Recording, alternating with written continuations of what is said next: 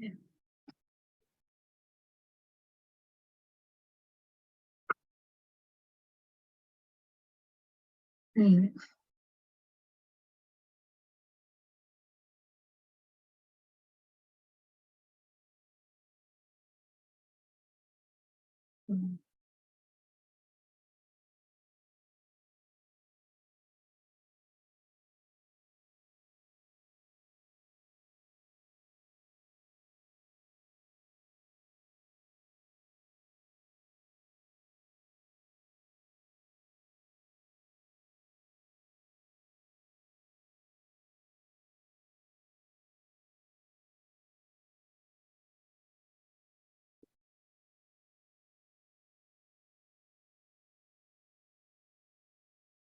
So we will be recording this, and I'll be putting the notes together afterwards to be able to send out to the network, and we'll also have it on our website.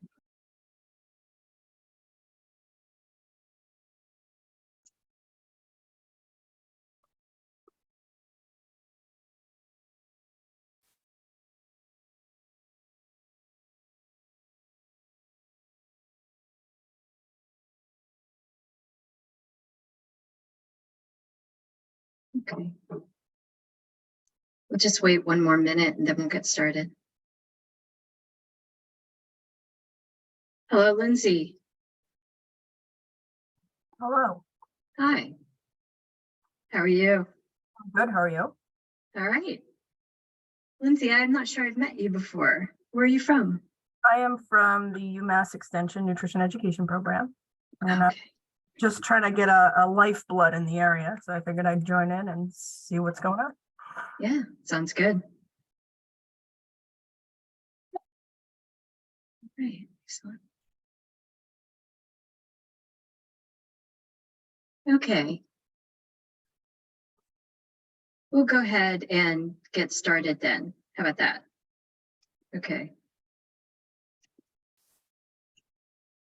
So my name is Christine Smith. I am the program manager for the South Coast Food Policy Council, which is a program of the Marion Institute.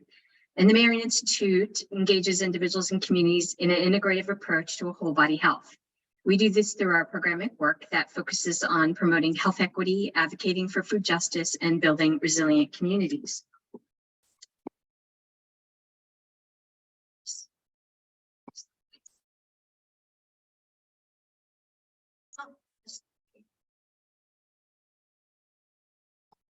Are you seeing the slide shift? No. Okay.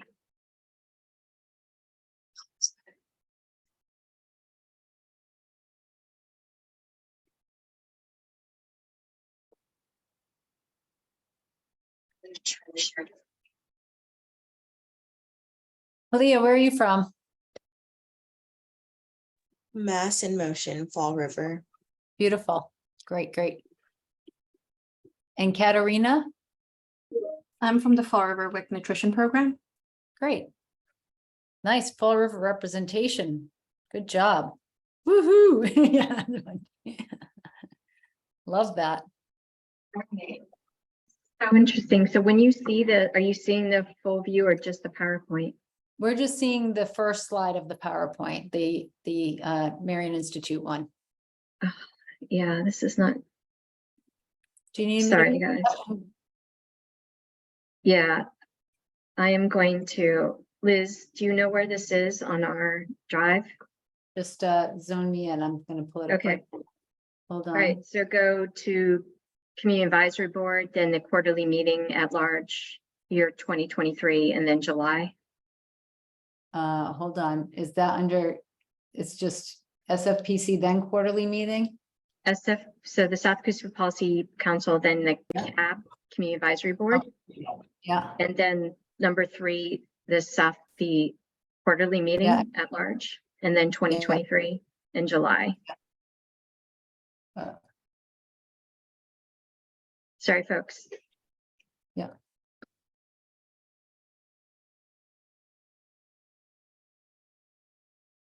Okay, you got to stop sharing your screen so I can share mine.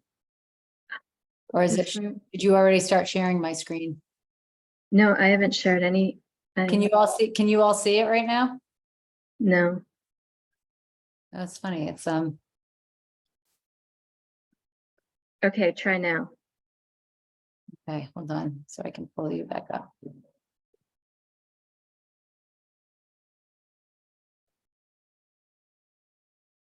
Okay, see desktop 2 there? Yeah, so we can see the full thing, including the sides. Yeah. The sides. Okay, fantastic. Okay, All right, we did that one. yay. All right, so you're Okay. seeing the full, you're seeing the full slide, right? Everybody, not all the other slides? Okay, cool. I got you. All right, awesome. All right, so welcome to our quarterly meeting for July. We appreciate you being here. And what I want to do now is just invite anybody who's a CAB member or a working group member to just, if you can unmute yourself, share who you are and if you're a CAB member or which working group member you're a part of.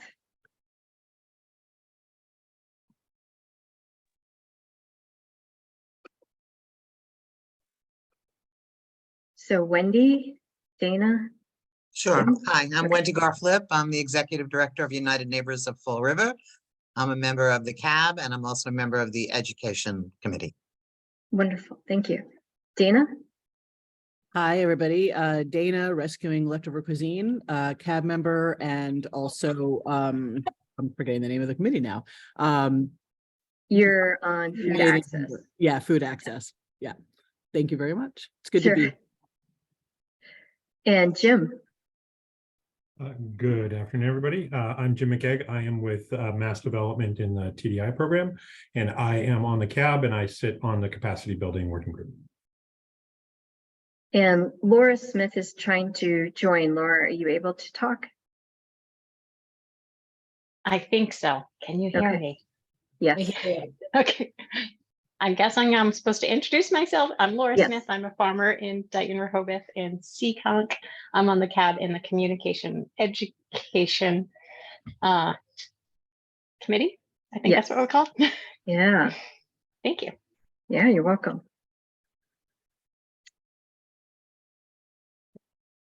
So I can't move the screen. Can you move the screen, Liz? There's the agenda. Thank you. So You for can the use- agenda. You did slide 4 and we were on 2, but I'm gonna catch up. Go. Okay. All right. So today is some of our folks are here from the CAB and the staff, and I want to also introduce our staff. Some of you, I want to introduce Liz Wiley. She is our executive director from the Marion Institute. Liz, you want to say anything? Nope. Hi, everyone. Thanks for coming. And Rita Higgins. Rita, do you want to unmute yourself and introduce yourself? Yeah, Rita Higgins, and I am Director of Food Access and Innovation, so working quite a bit with access and capacity building groups. Wonderful. Thank you, guys. And so what we're going to start with is a land acknowledgement, and then we'll give an update on the 4 working groups. We'll share briefly on the results of the Know Your Food System survey. We will talk about the Eat Local South Coast Challenge that's coming up in August, and we'll invite you all to join this. We'll talk about our focus groups, what we want to do moving forward, and we'd like to partner with you. So we'll talk about that and other issues you may raise. So we'll leave some time at the end, if that's okay with everybody. All right. So I want you to silently invite you to take some time and read through this for yourself, this land acknowledgement.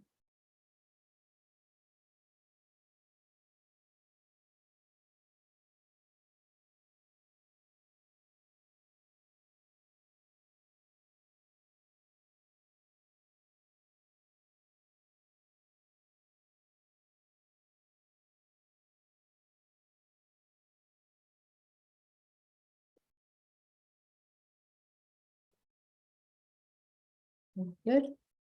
Okay. Thank you all. We're just putting our mind and our heart in the right place. So next, just to share briefly how we got to where we are. So in the last 3 years, the South Coast Food Policy Council has emerged as the backbone of an organization that we have over 400 members at large in our coalition. We've been able to do this through sheer will and determination with the stakeholders around our region. And our region includes Bristol County, Plymouth County, and Norfolk County. However, having said that, we have different people in our work groups, in our membership from Cape and the Islands as well. So our job specifically in our mission is to convene, connect, and advocate. And what we did is, once we developed the infrastructure for the South Coast Food Policy Council, we then also published our food system assessment. And at the same time, we were looking into the community to different stakeholders to figure out who's going to comprise the community advisory board. So we looked around the area and we recruited, and we also had an open invite for people just to apply to become community advisory board members. And together we went through the food system assessment, and we took all the key takeaways from the food system assessment as a community advisory board, and we did a dialogical approach to decision making, and we came up with 27 priorities, which is amazing because we started with 155 priorities and we whittled it down to 27. And then we took those priorities and put them into working groups. So we have the education and communication working group, the food access working group, the capacity building working group, and the food policy working group. So those are the main pieces of how we do approach our work. Liz, can you move forward the slide, please? Mhm. So what we're going to do now is Liz, Rita, and I are going to take turns and walk you through what's happened, not only just in the last quarter, but just to give you a general sense of where we're going to. So in our education communication working group, it was made clear from our community advisory board, and when we were doing the priorities, is that we really need public education to actually make all the other initiatives work. If nobody understands the food system at large, we will not be able to get the support and the buy-in and the understanding to actually do anything within the Food Policy Council. So our top priority in education and communication, actually putting together an education campaign. That said, we are launching a multi-year focused campaign on the food system that will include several smaller initiatives within that campaign. One is the Eat Local South Coast Challenge. The other is the September Hunger Awareness Month, and then our annual Food Summit. So we'll talk more in detail about the Eat Local Challenge, but just know these are the key pieces that we work on. We consider them leverage points. These is multi-year. We're going to be doing it for years. It usually takes 3 to 5 years for public education for some key understandings to kind of emerge from that. Liz, can you move it forward? Thank you. Now, in order to, before we started the Eat Local Challenge, and before we did anything on the campaign, we wanted to figure out what we wanted to do. So part of that is the Eat Local Challenge. So first part of the education is the Eat Local South Coast Challenge. The challenge is to eat within 200-mile radius of where you live for 30 days in August. And we will send the registration very shortly on the Eat Local South Coast Challenge. You will receive weekly emails that invite you to act on local tips on how to eat local, share your experiences of eating local. So you can take a picture of yourself at a farmer's market or a restaurant where you're eating local, or at a farm stand or whatever, and just share those posts. You will learn about the journey of food in the South Coast for a variety of different ways, from reading, podcasts, and videos. And we will also share opportunities for you to get involved through volunteering in the food system.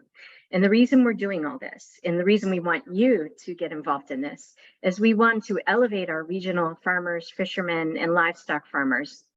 We want to support the local farmer markets and the local economy and the local food system.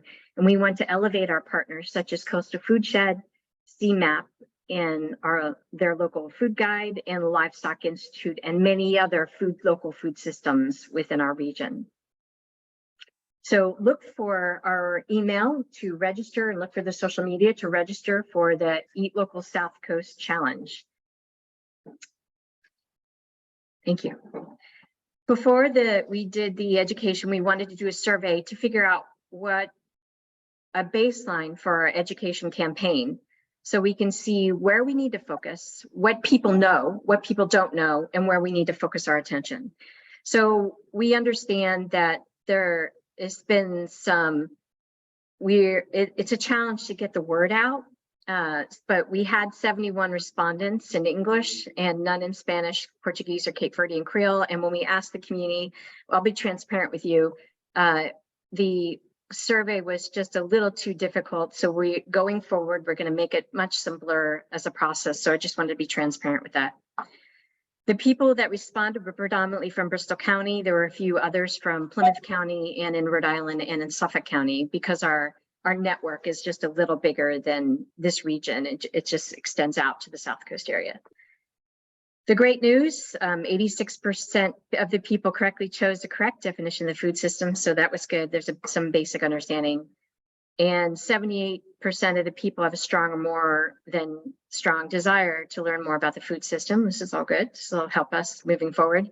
But the key pieces that we're going to focus on is that 54% of the people had little or no knowledge of food aggregation, processing, and manufacturing of food. So that was really good to know. So we know where to focus our attention. And 47% of people had little or no knowledge of the food policy world. So again, it gives us a sense of where to focus our attention. We will be doing another survey that's much simpler for the broader community after the food campaign. So sometime in the fall and winter, we'll do another survey and see where we have come, where we need to go. So those will be indicators. Liz, can you move it on? All right, so for policy, we have another working group that is working hard in this area.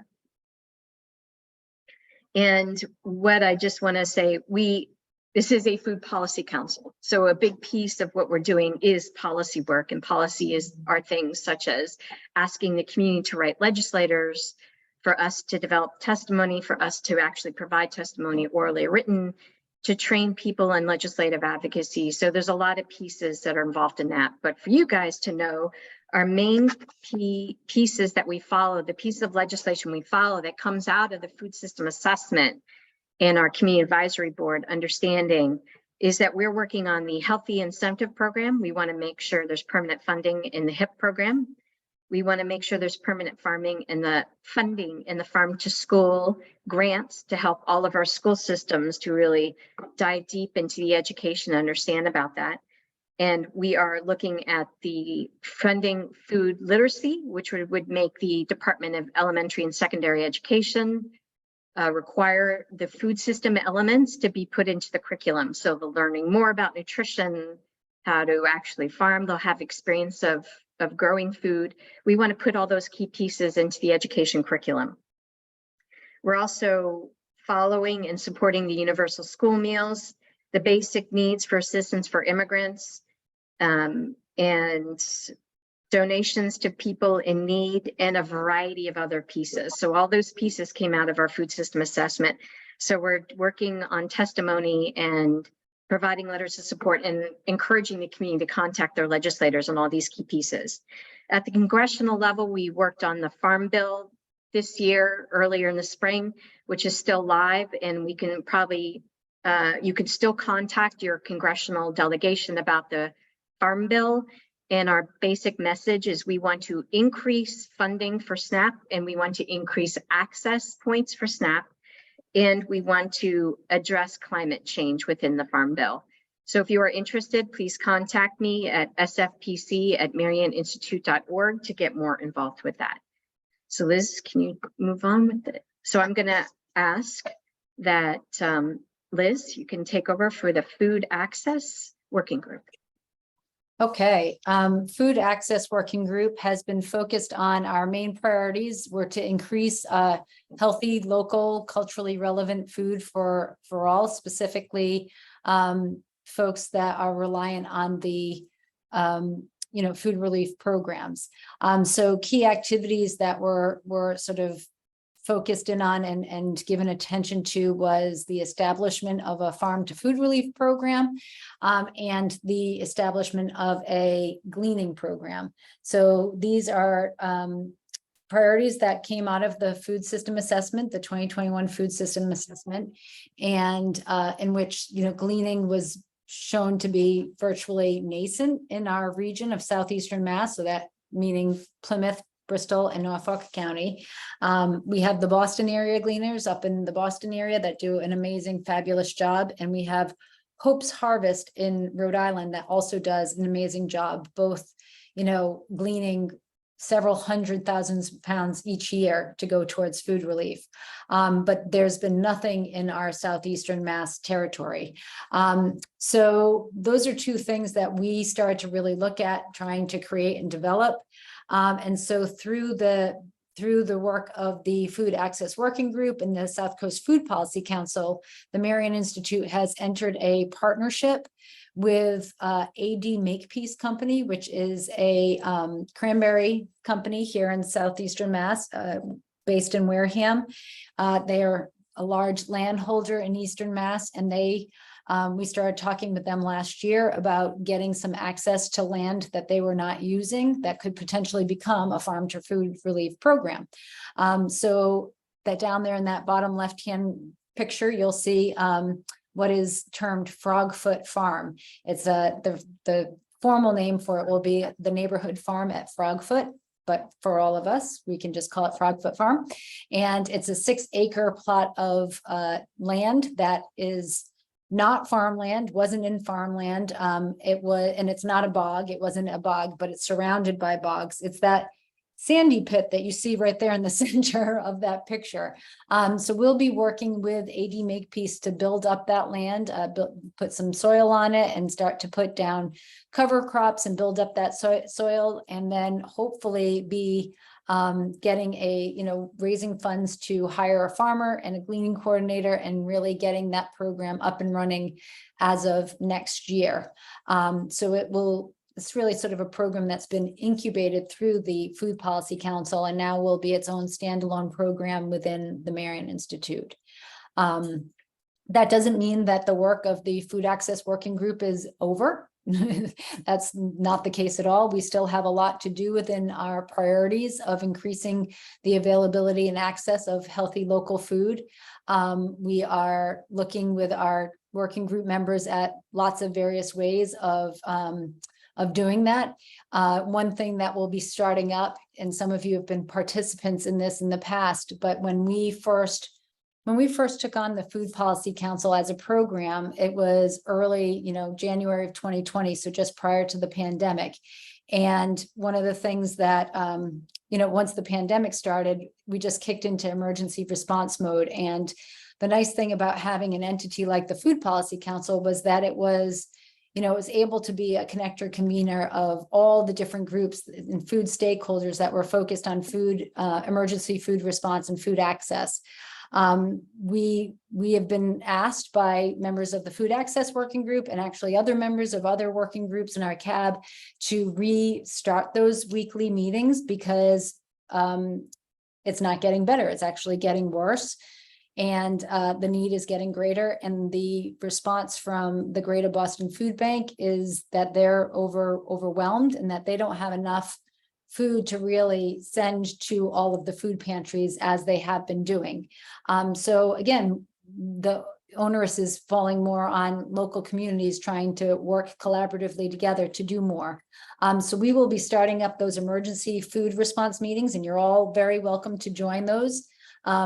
Christine will be sending out an invite to, I think you actually already sent out an invite yesterday to the members, SFPC members at large, which you all are probably on that email list if you're here today.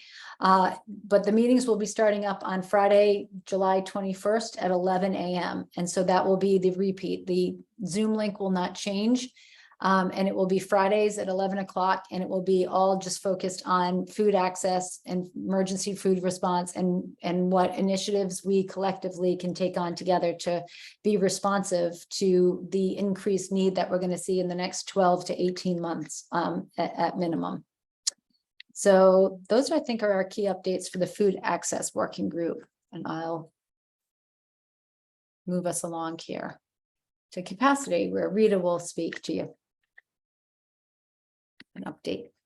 Yeah, so the last 3 to 4 months, the Marion Institute and the Capacity Building Work Group did a deep dive on the old Sunbeam Bread Building in New Bedford as a possible location for a food innovation center. For anyone who's new to the council or this is your first time attending a meeting, Food Innovation District or Center is just putting different types of food businesses and organizations into one area or building. And it could include anything from a distributor, a commissary kitchen, retail, shared storage, markets, and more, depending on the specific needs of the area. The idea is that there can be efficiencies and sharing of resources for all these smaller entities and organizations that can mutually help support everyone's food-related work.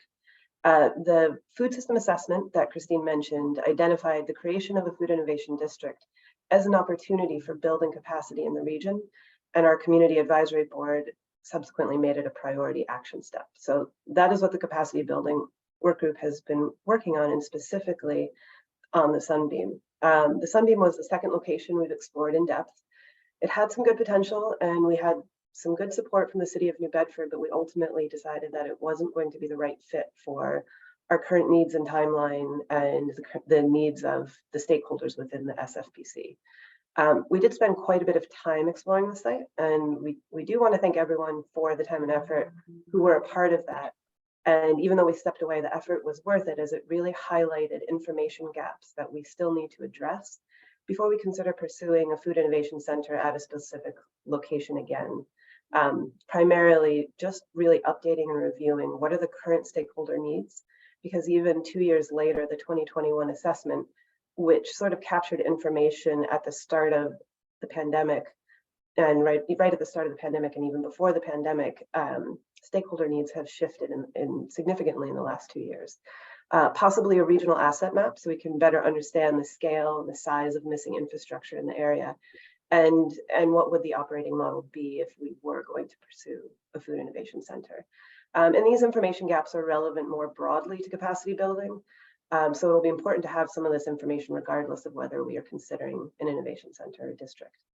Next steps for the capacity building group are to revisit the priorities called out by the advisory board, expand our vision beyond just a food innovation center, and explore what other opportunities are there to build capacity in the region.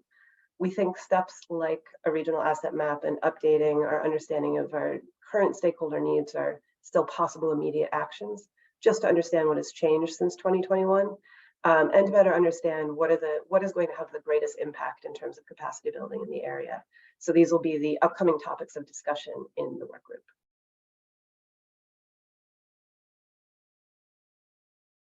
Thanks. Okay. So there's some things we want to run by you guys as community members. Are you interested in running a food-related focus group within your community? We would love to partner with you. We've done a few focus groups last year, one in Fall River, one in New Bedford, and one in Wareham. One was at a council on aging, one was at a HUD housing facility, and the other was in a small church with a community organizing group.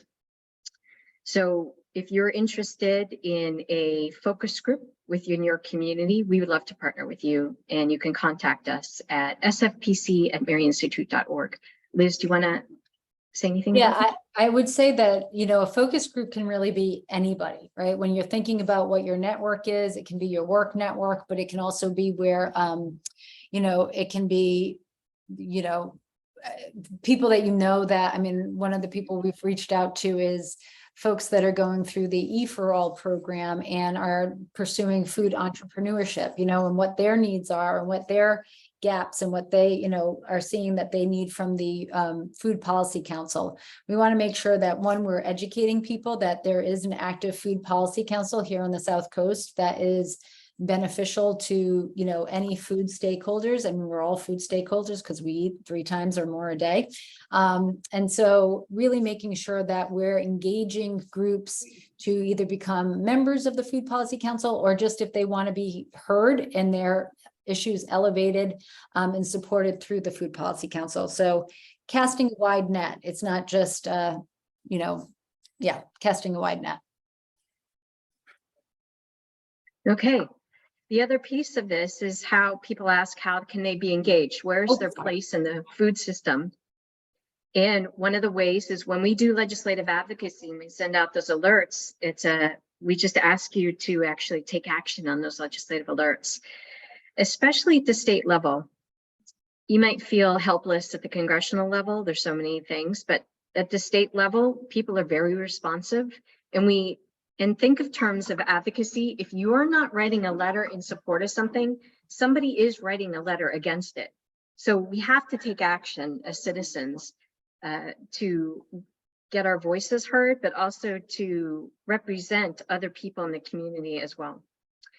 And we encourage you to register. Once we push out the Eat Local South Coast Challenge, we encourage you to register for that and share it broadly. Once you get the invite, we ask you to share it as well, as far as you can. The entire South Coast area, everything would work for this. And of course, we invite you to donate and support our work. And if you have any questions, you can always contact us at sfpc@marioninstitute.org for anything. And now we open it up for questions. So if you want to stop sharing, Liz. Oh, great. Okay. So is there any questions or things you'd like us to expound on? We went through a lot of information very quickly. So are there pieces you would like us to go back into? Oh, thank you, Rita, for sharing the food system assessment link. Yeah. I was wondering if you could just go over gleaning, like what it is, what the program entails. Yeah, absolutely. Thank you. That's a great question.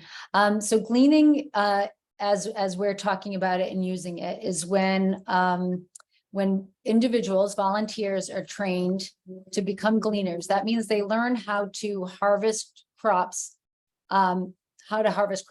So once they're a trained certified gleaner, a farmer in the region and in southeastern Mass, right, if we look at all those counties, there's about over 1,500 farms.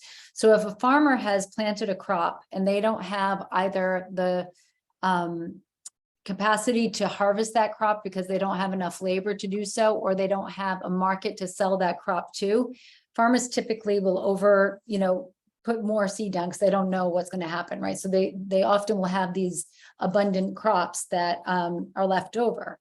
And if they don't have a market to sell it to or labor to harvest it, they can call these gleaners. And it's important for people to be certified to do it because farmers don't want just anybody coming onto their property and harvesting, right? They could do more damage than good.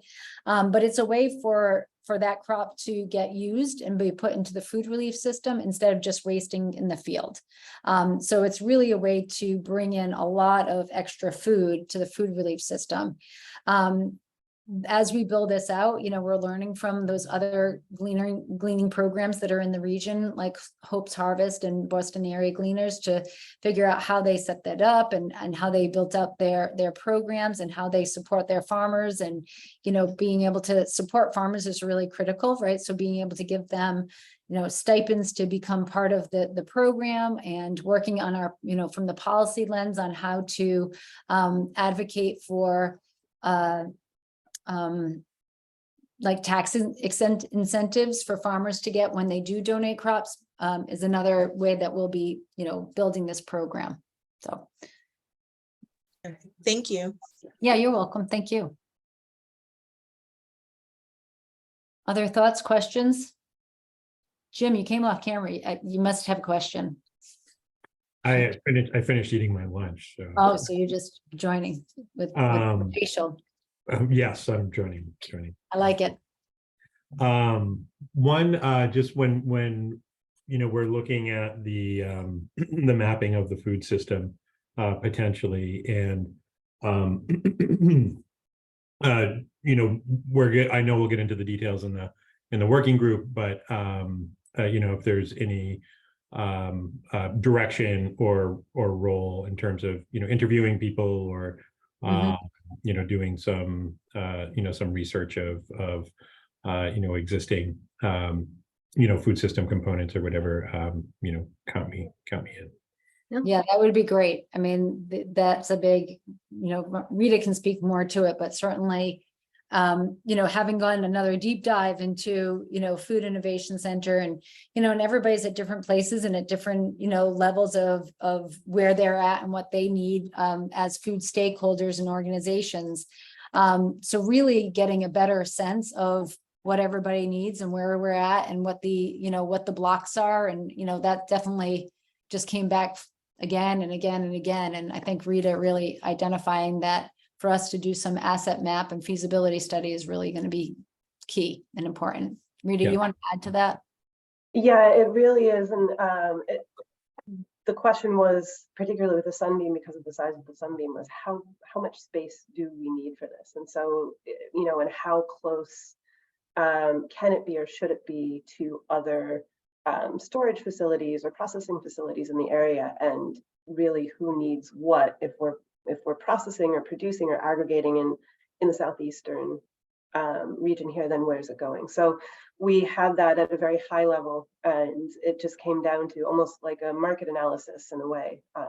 How big, what size, who else is doing what, so that we can fit in and complement that and not overlap or replicate other pieces or build too big. I think that was probably our biggest concern, was we don't want to overbuild. We want to be able to find that, a nice sweet spot with building for the future without overbuilding. So yeah, that would be great, Jim. And that'll be something that, will come up definitely in our capacity building work groups as, what would it mean to actually do that? How high a priority is it? Where does it fit in? So it'll be great. Yeah. Yeah. And if we're divvying up, outreach or anything, then, I imagine we can work on some standard interview questions and stuff that we would want to, That'd be great. Anybody else questions or would like us to expound on anything, to give more detail? Yeah. And those of you that are part of the CAB or working groups, anything we forgot, please feel free to add in. I do have a general, this is just a question out of curiosity in regards to, the food access right now and the need for, more food in the, for local food banks. And, is there any, and again, I know that there's a lot of food banks and that the Boston Food Bank has been really instrumental in supplying a lion's share of that.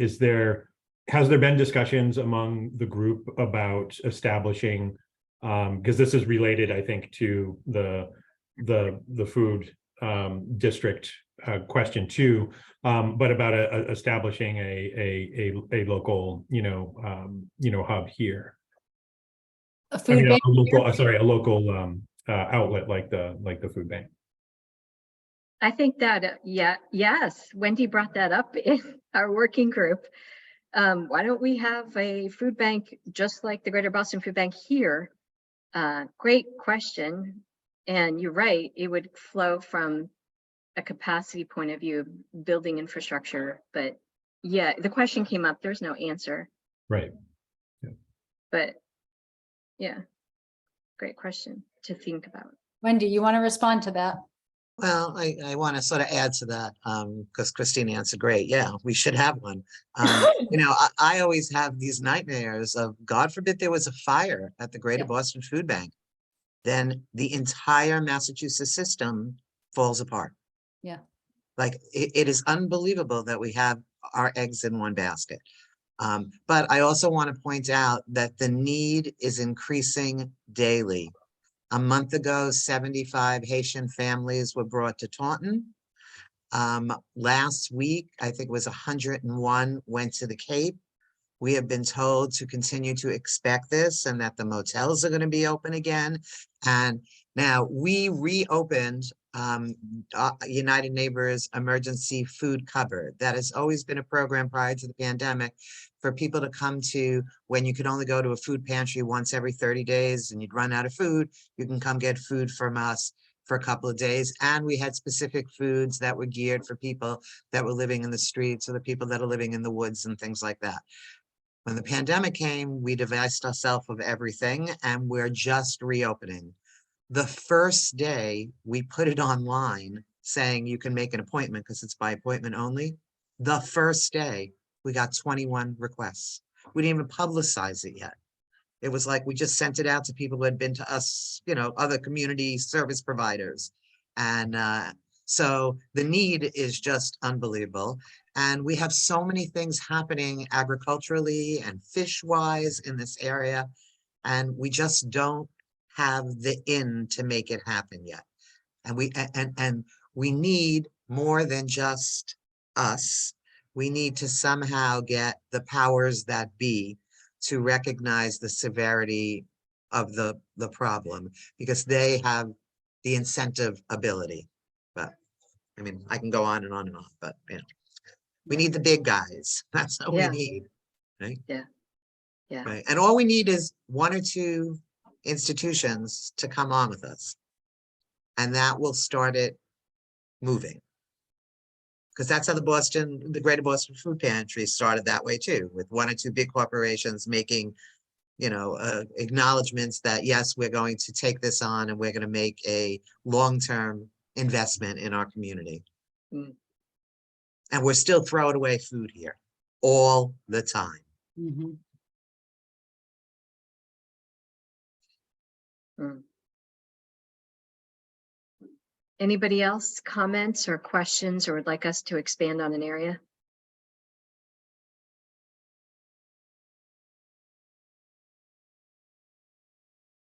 I just want to take just a moment and acknowledge Mary Ellen Brisboe. She works at the UMass Dartmouth campus and works with the nursing students and worked with us to develop videos for the food system education. So I want to acknowledge, Mary Ellen, the hard work you and your students did, and we're now reviewing all the videos. So thank you very much for the work that you did with us. Great partnership. Appreciate it. Thank you. Dana, I saw your question, and I mean, sure, we would talk to anybody, right? We're not turning anybody away, but it would be, I think, you know, first and foremost important to speak with the Greater Boston Food Bank before we went to Rhode Island. And actually, I think, Christine, you're in the process of trying to schedule a meeting right now with the Greater Boston Food Bank. Yes. We're responsive to us putting out the email that we put out yesterday saying, based on, you know, what they presented this past week, you know, we're reconvening our emergency food meetings. And they quickly responded and said, hey, can we meet first? So we'll see what they have to say. Yeah. But at least they're paying attention. I do want to point out, though, that we're striving to go back to the status quo pre-pandemic, but the status quo pre-pandemic wasn't sufficient. So let's remember that, you know, like, yes, it would be great to go back to pre-pandemic, you know, ability to get food and distribute it. But we had food. That's the whole reason why this committee started pre-pandemic, right? So let's keep that in mind as we move forward. Yeah. So we have several WIC folks on here. I just want to invite you to step forward if you would like to share anything.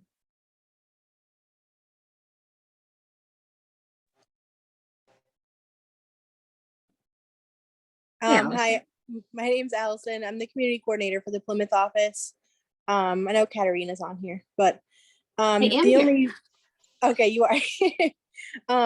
The only update I think both of us have is that we're going to be, well, we are pretty much in person, but now 100% in person as of August 1st. I don't know if you want to add anything, Katarina. I am sorry, coupon distribution is going on, so I'm a little multitasking, as I mentioned earlier. That as well is another good update. Go ahead. But and we have a full office. Yeah, so we did start seeing people in person about 3 months ago because we wanted to be ready for when the waivers were lifted. But we're back 100% in person. No, I'm sorry, 89. But by August we'll have 100%. I'm sorry, I wasn't. I didn't answer the first time. Like I said, I was busy. Is everyone familiar with the farmers market coupon distribution program that we do? If you would want to share, I invite you to share. Sure. So they're available now. They come in, they're $30 books of checks. All infants and children over the age of 4 months, and then pregnant and postpartum women up to 6 months are eligible. They come in $5 increments. You can spend them anywhere that has any farmer that accepts the WIC coupons. And usually there's like one per farmer's market generally. But yeah, that's on the website, the farmer's market website as well. They're available until Halloween, October 31st. You can use them. They're a one-time payment, but you can use them throughout the entire summer and fall. But they're available now. A lot of the offices are doing distribution events. Our Plymouth office is doing an event on July 27th from 3 to 6. We're distributing coupons. We have Patty's Patch from Middleborough coming out. She accepts the WIC, SNAP, and HIP. The Lady Locker, they do free personal supplies, and the Plymouth Family Resource Center is going to have a diaper pantry.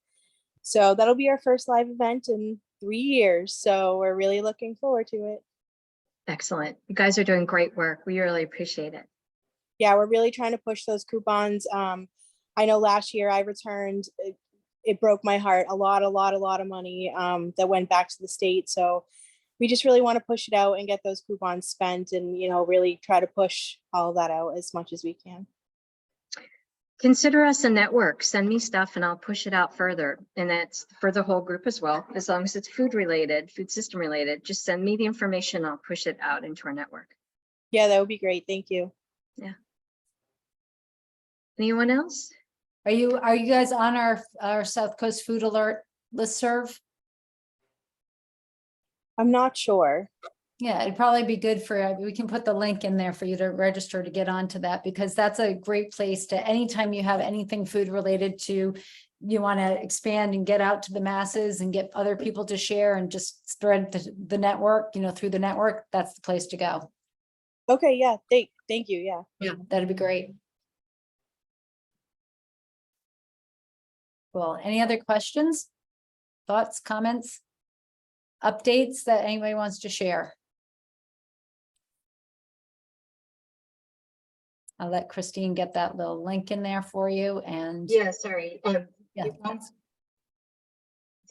link is only for people who are registered. So Can't you hear you. actually. The link is only for people who are registered. So you have to register first and then you can just send anything out. So I'll put that in the chat. Yeah. Cool. All right. Well, then I think we're just about done. If anybody wants to pop off while we were waiting for that link, that's good. We look forward to seeing you soon. Thank you. All right. Thanks, everybody.